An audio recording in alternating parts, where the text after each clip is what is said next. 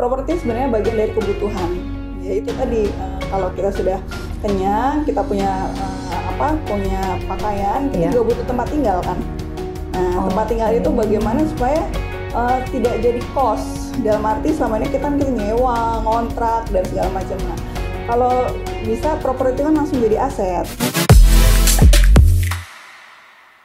Halo sahabat Rose, balik lagi di Property Talk with Rose Ratu Konsina. Kali ini luar biasa sekali, orang yang benar-benar kita tunggu-tunggu yang menjadi solusi atas masalah dari yang namanya memiliki properti. Tapi tunggu dulu sebelum kita balik ke pembicara kita hari ini. Nah, aku pengen cerita sedikit. Jadi di luar sana tuh memang lagi polusi lagi banyak-banyaknya nih ceritanya ya. Jadi teman-teman dimanapun berada harus menjaga kondisi kesehatan. Kalau memang dibutuhkan menggunakan masker. So stay healthy guys. Nah, balik lagi kita kedatangan seorang yang sangat cantik. Kenapa aku bilang cantik ya? Karena auranya itu loh. Jadi waktu tadi lagi ngetes lampu gitu, kok hari ini tuh cerah sekali di sini. Luar biasa. Welcome to Property Talk with Jeng Marfi. Halo, apa terima kabar? kasih sudah diundang ya oleh Mbak Ros. Aku yang makasih udah mau datang di rumah Property Talk nih, tempat kita sharing-sharing mengenai teman-teman bisa memiliki properti dan segala macam mengenai edukasi properti gitu. So, Jeng Marfi, tak kenal maka tak sayang gitu nggak sih sahabat Rose? So, mari kita kasih waktu nih Jeng Marfi untuk memperkenalkan diri, silakan. Terima kasih Mbak Ros. Yes. Halo sahabat Ros, perkenalkan nama saya Marfi. Boleh nama lengkapnya Marfia Romeka Ramdiati, tapi biasanya kita dikenal dengan Jeng Marfi. Kebetulan saya financial planner dan alhamdulillah perusahaan kami juga finansa.id. Okay. Kami bergerak di konsultasi keuangan, terutama konsultasi keuangan pribadi gitu. Jadi buat sahabat Ros yang punya masalah dengan keuangan pribadinya, boleh dicolek. Iya, itu dia. Bener kan? Bener-bener solusi nggak sih? Makanya hari ini cerah banget gitu guys. So, langsung aja nih ya. Before kita masuk ke berbagai macam masalah yang terjadi.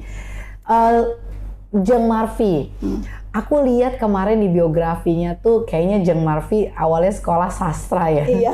Terus mendadak aku baca lagi, wow udah banyak banget tersertified sebagai financial planner, terutama syariah kayaknya ya. Oke. Benar. Apa sih yang memotivasi seorang sastrawan berubah menjadi seorang ekonom dan financial planner? Oke.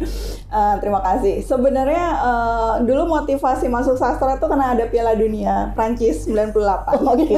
Momentum ya. Momentum gitu. Dan alhamdulillah masuk, karena kan susah ya masuk di UI waktu itu. Oke. Tapi begitu di sana kok kayaknya minatnya nggak ke sana ya, gitu, karena lebih suka hitung-hitungan, terutama ngitung uang. Oh, saya juga deh.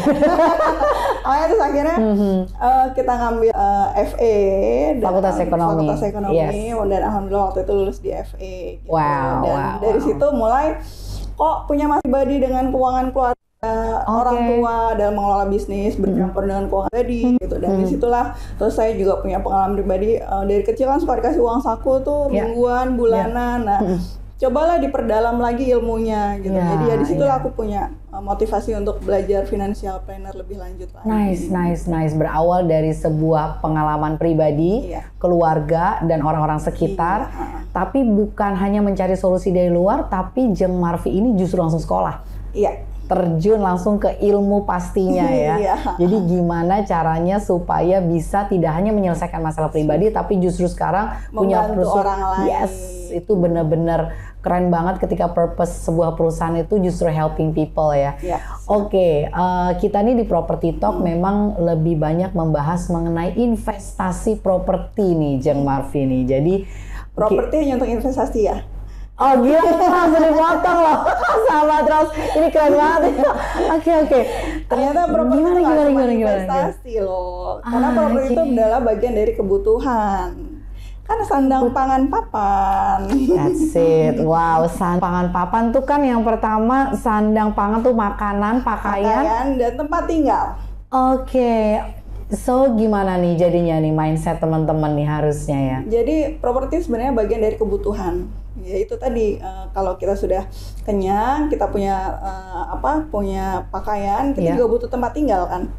Nah, tempat tinggal itu bagaimana supaya tidak jadi kos. Dalam arti selama ini kita nyewa, ngontrak dan segala macam. Nah, kalau bisa properti kan langsung jadi aset. Nah, itu dia. Aset itu kan tapi investasi gak sih namanya ya? Ya, investasi tapi yang paling nggak tidak jadi bagian dari kos. Ini menarik nih sahabat Ros. So, kenapa seorang financial planner bilang properti adalah sebuah kebutuhan? Soalnya di luar sana nih orang taunya tuh punya properti tuh udah lebih kaya gitu. Ya karena daripada kita tinggal menyewa atau kontrak itu kan masuknya ke kos ya, habis begitu aja gitu. Jadi selain memenuhi kebutuhan itu jadi investasi juga gitu ketika uang kita tidak hilang gitu. Uang tidak hilang karena jadi aset kan. Karena jadi sambil memenuhi kebutuhan kita, uang kita tidak habis, tetap ada aset properti itu. Nah, apalagi kebutuhan pokok kita tahu tuh sandang, pangan, papan ya. So, jadi sahabat Ros harus tahu kalau tadi kita udah punya makanan, terus pakaian, terus harus punya properti. Gitu. Tempat tinggal ya. Tempat tinggal. Keren banget. Jadi justru nah nanti nih bakal banyak pertanyaan nih dari sahabat Ros juga nih yang suka nanya mengenai lifestyle sekarang. Tapi ini kita bangun dulu nih mindsetnya. Jadi ternyata setelah tadi makan, punya pakaian, harus punya tempat tinggal. Nah itu bagaimana ya cara berpikirnya? Sedangkan saat ini kan kita tahu bersama, actually properti itu aset ya, aset itu investasi, Jeng Marvi. Ya, investasi itu juga untuk memenuhi kebutuhan kita. Jadi sekali jalan tuh dua tujuan terpenuhi gitu. Untuk investasi jangka panjang untuk memenuhi kebutuhan pokok kita sebagai tempat tinggal juga gitu. Jadi dirubah mindsetnya di situ gitu. Jadi nggak hanya aku beli properti pasti untuk investasi. Tapi yang pertama kali adalah untuk memenuhi kebutuhan kita sebagai tempat tinggal. Gitu. Nah, jadi karena kebutuhan itu dari sandang, pangan, juga papan. Nah, yang terjadi sekarang adalah mulai kayaknya ada shifting mindset ya. Mungkin saya tidak tahu ini bagaimana pandangan dari Jeng Marvi adalah kondisi orang yang lebih memilih untuk mental health. Ya, jadi mereka berpikir kebutuhan saat ini adalah menyehatkan mentalnya dia, baru berpikir memiliki properti. Karena menurut dia properti bukan kebutuhan, yang lebih dibutuhkan sehat mental dulu. Bagaimana Jeng Marvi melihat mindset ini? Dua-duanya sih sama-sama penting ya. Karena kalau kita tidak sehat mental, bagaimana kita bisa mencari uang? Betul-betul mencari uang ya. Mencari uang untuk memenuhi kebutuhan pokok kita gitu. Jadi dua-duanya sebisa mungkin jalan bersamaan gitu. Nah, setelah itu baru dengan kita menghasilkan uang, menghasilkan pendapatan. Nah, pendapatan itulah kita fokuskan untuk memenuhi kebutuhan, bukan keinginan. Nah, salah satu kebutuhan tadi itu ya itu, properti itu ya, tempat tinggal itu, kembali ke sana. Benar-benar kebutuhan bukan keinginan. Sedangkan kita harus tahu bahwa ternyata kebutuhan itu adalah memiliki tempat tinggal. Top sahabat Ros. Jadi memilih prioritas itu harus jelas. Benar, seorang financial planner bilang gimana bisa nyari duit kalau nggak sehat mentalnya gitu ya. Tapi ingat, uang itu dicari bukan untuk keinginan, tapi kebutuhan, yaitu memiliki tempat tinggal. Salah satunya. Nah, biar enak nih sharingnya ya. Ada pengalaman nggak sih seorang financial planner sendiri memiliki rumah pertamanya nih, biar sahabat Ros dapat sharingannya? Aku pertama kali beli apartemen di daerah Cakung. Waktu itu habis mengikuti salah satu training properti juga. Kita waktu itu masih pertama kali kerja ya. Pertama kali kerja, saya tertarik salah satu ikut seminar properti. Waktu itu kalau nggak salah bagaimana beli properti tanpa modal. Jadi saya punya keinginan benar-benar tekad untuk bisa punya properti. Jadi salah satu ikut itu dan langsung saya praktekkan gitu. Jadi waktu itu eksekusi. langsung eksekusi dan dengan gaji yang sangat minim, bagaimana saya bisa punya apartemen. Dan alhamdulillah ya mungkin ini rezeki juga ya. Betul. Saya waktu itu tadinya niatnya mantan pacar ditawarkan sekarang jadi suami ditawarkan untuk menjualkan apartemen temannya. Oke. Tapi begitu kita kalkulasi dan sudah ada penyewanya, nah ini bisa langsung dipraktekkan gitu. Jadi mantap. langsung aku waktu itu daerah sini juga.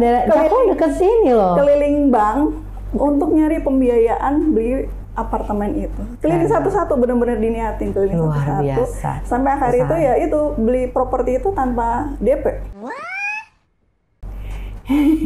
Wow, beneran tuh beli properti tanpa DP. Di-sharing dong, gimana caranya tuh? Kita cashback. Malah cashback, coba di-sharing. Itu gimana tips and triknya biar sahabat Rose? Kayaknya tipsnya japri aja ya. Pokoknya memang waktu itu mungkin saat ini sulit ya. Karena waktu itu kita bisa DP 10%. Oke. Kalau sekarang kan minimal 30% ya. Enggak, kalau untuk hunian pertama 10%. Bisa 10%. Oh, berarti bisa. Waktu itu kita di bank masih bisa 10%. Bisa, sekarang bisa. Jadi waktu itu hasil dari sewa lah buat DP-nya gitu. Itu benar-benar sebuah solusi ya. Ketika mencari hunian pertama dan belum tentu ditempatin. Nah, ini ya. Tapi kan punya kebutuhan memiliki tempat tinggal. Ya nggak? Nah, mungkin saja kita sebut tempat tinggal, tapi sebenarnya masih tinggal di rumah orang tua atau apa. Tapi jangan pernah lupa punya kebutuhan tempat tinggal gitu. Nanti suatu saat kita punya tempat tinggal sendiri. Exactly. Apalagi kalau properti bisa diwarisin dan itu bisa menjadi harta warisan, itu kan jadi kemana-mana ya tujuannya. Nah, justru seorang Jeng Marfi karena sudah tereducated, yang dicari adalah yang sudah tersewa. Dan itu dijadikan DP. Wow, itu keren banget.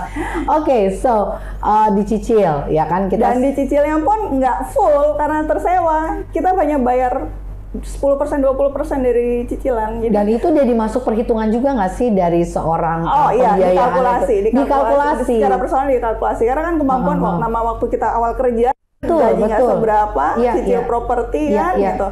Nah, nggak tahu kalau sekarang pemuda kaum milenial sekarang kan gajinya tinggi, gajinya gede-gede loh. Oh ya, kita masuk lagi nanti. Itu ya. Jadi waktu itu karena prioritas itu, jadi benar-benar dikalkulasi, itu properti pertama yang saya beli. Nice, dan itu menjadi pijakan pertama untuk memiliki properti ternyata bisa ya.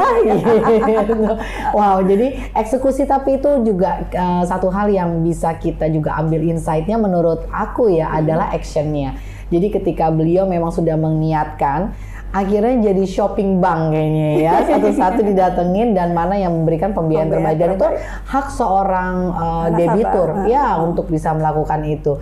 Oke, sekarang kita masuk nih sahabat, terus kan paham banget ya kondisi saat ini dengan adanya sosial media, cenderung orang-orang itu lebih ke arah keinginan mungkin ya, keinginan untuk lebih terlihat ya, keinginan untuk ngelihat lifestyle-nya yang jalan-jalan, dan ini akhirnya shifting akan kebutuhannya itu sendiri yang lebih dinotis di sosial media sebagai seorang yang traveler atau banyak duit yang ditunjukin dengan memiliki tiket pesawat kemana-mana gitu ya. Bagaimana seorang financial planner melihat kondisi itu?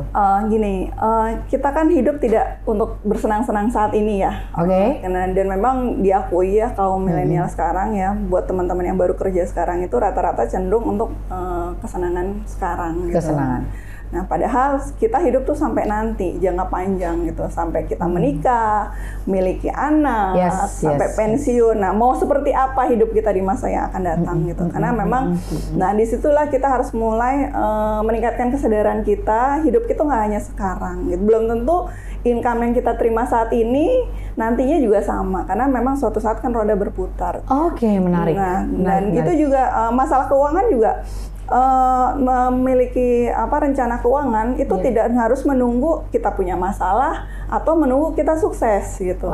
Jadi kadang-kadang 2 poin itu yang saat ini suka di masyarakat itu beredar kan ya. Padahal itu punya masalah atau menunggu sukses. Menunggu sukses. Padahal masalah keuangan kan semua terjadi.